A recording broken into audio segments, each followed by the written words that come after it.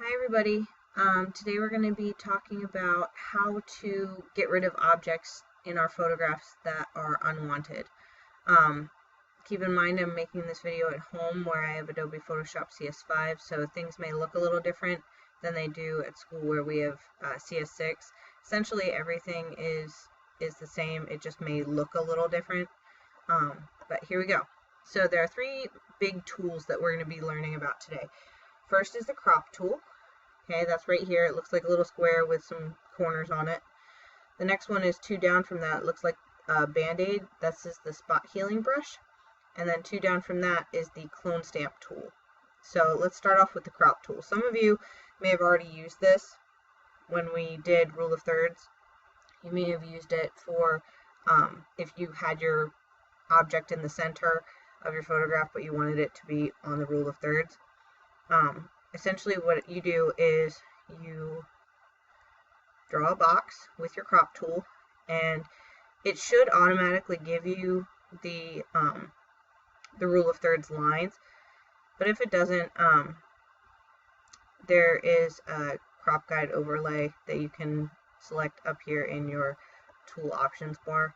I'm going to use it to place the center of my sunflower on that rule of thirds PowerPoint. Now, you can actually take this box and drag it around. Don't let your box go outside the frame of your photograph. If you do, it'll create like a big white space, and you don't want that. You just want it to be your photograph. Once you have your crop area selected, and it's where you want it, you can do one of two things. One is you can cancel the current crop if you don't like what it looks like, or you can click the check mark and commit to the current crop, and it will make it permanent, or about as permanent as you can in Photoshop. You can always undo it if you don't like it by coming up here to your history and just clicking backwards a step. So that's one way. So if you have something that you wish to crop out, like maybe there's people in your background and you didn't want them there, you can always crop them out. I'm going to revert back to my original image. There we go.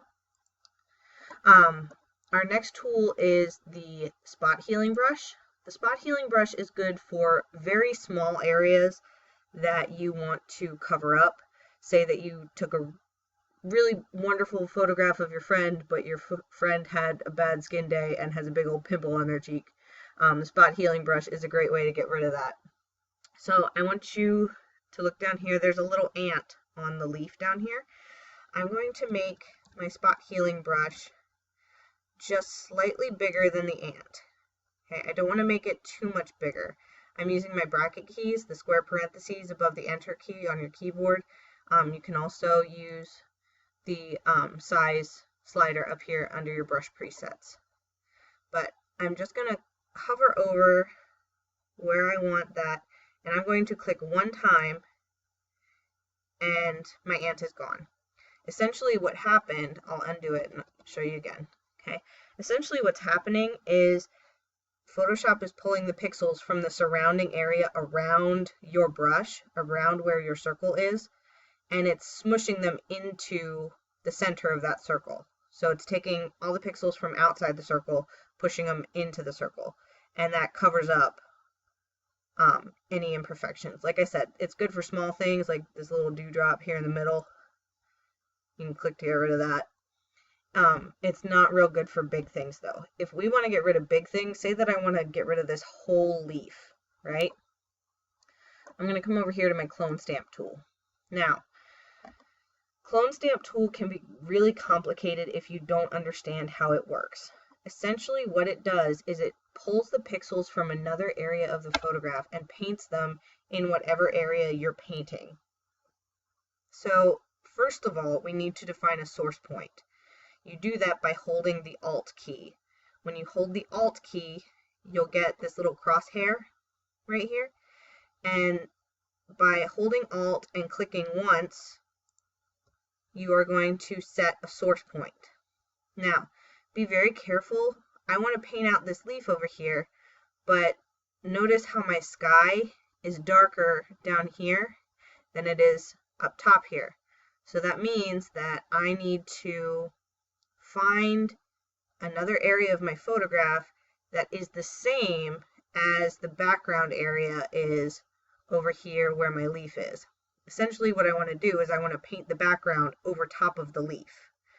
So I do that, I defined my source point over here. This is really the only larger area of blank sky that I can use for this. That's the same color as the background for this. So by holding Alt, I click one time to define my source point, I let go of Alt, and you'll notice if I hover over the leaf, you'll see that what the pixels are going to look like when I paint them. So I'm going to make my brush a little bigger. Now look over at my source point. You'll see a little crosshair. Do you see it? And it shows you where it's pulling those pixels from. So you have to be very careful, because if you were to get too far over, your source point is going to run into the stem of the sunflower. You're going to start painting the stem of the sunflower. So that means I need to come back, redefine my source point by holding Alt, and come back and continue painting.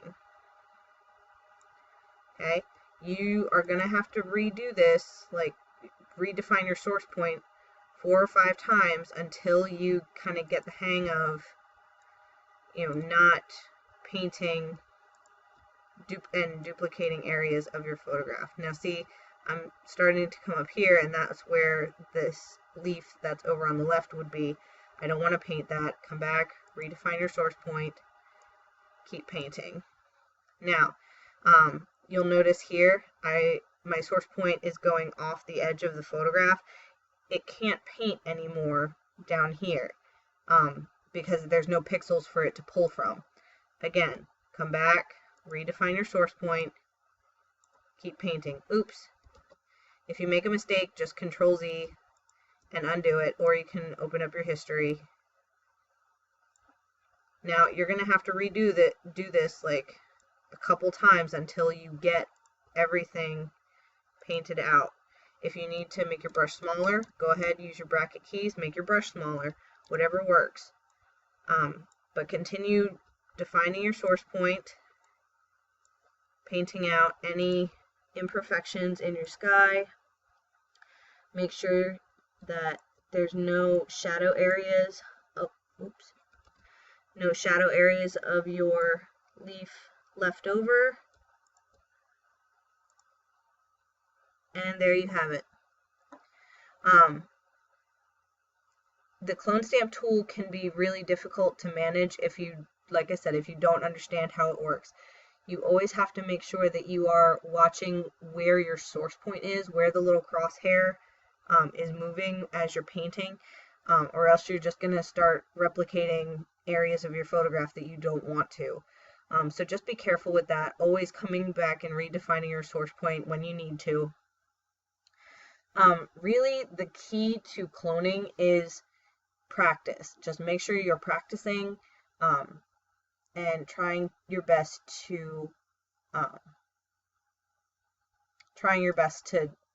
not repaint other areas of your photograph that you don't want. Go ahead and play around with these different types of tools. When you're finished, I would like there to be no leaf and no trace that there ever was a leaf on that photograph. Once you've completely painted it out with the clone stamp tool, you can go to File, Save As, save it as your save it to your folder in the hand-in, and save it as your last name _ first name _ clone stamp, and submit it to the hand-in for grading. Don't forget, you can use these tools to take out any unwanted objects from your photograph. It just may take a little bit of work. It's very easy to use these to remove those ugly timestamps out of your photographs. So please, please, please, before you submit your photographs for grading, for any of your final prints, make sure that you're removing any timestamps using any one of these methods that I just showed you. Have a great day.